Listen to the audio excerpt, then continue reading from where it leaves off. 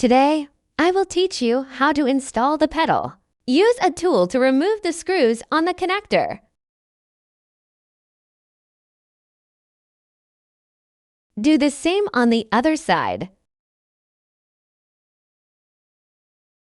Use a small tool to remove the screws and washers from the pedals. Do the same on the other side.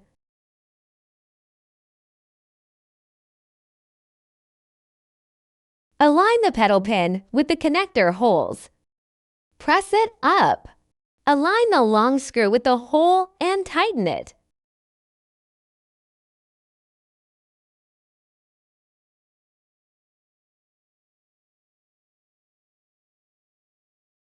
Align the connector holes with the long screw and washer. Fix it slightly by hand and tighten it with a small tool.